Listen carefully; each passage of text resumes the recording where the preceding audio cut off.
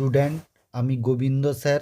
আজকে আলোচনা করব বায়োলজিক্যাল সায়েন্স ক্লাস 12-এর এবিটিএ টেস্ট পেপারে SC 122 পেজের MCQগুলো।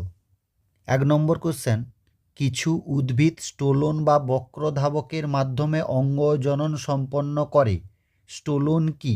এ অর্ধবায়বীয় কাণ্ড, এটি স্ট্রবেরি মেন্থায় দেখা যায়।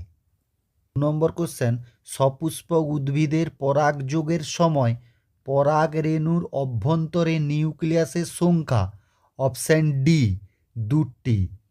3 নম্বর কোশ্চেন, নিম্নলিখিত কোনটি ইনভিট্রো নিষেক পদ্ধতি?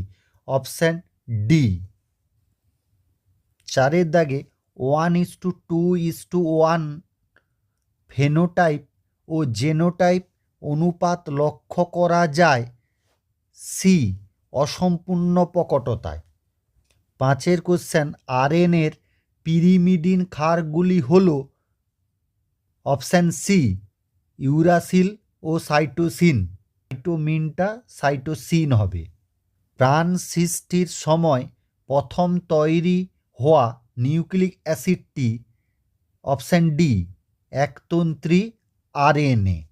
7-এর দাগে কোশ্চেন, কোনো জীবের অভিব্যক্তির ইতিহাস হল option C phylogeny.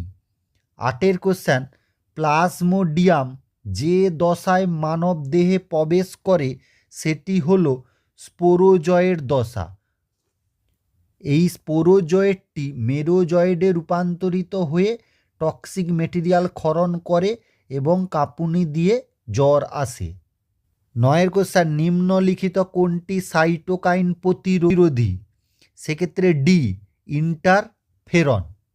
10-এর question, ওপেরনে রিপ্রেসর protein যুক্ত হয় যার সাথে, সেটি হল অপশান সি অপারেটর জিন।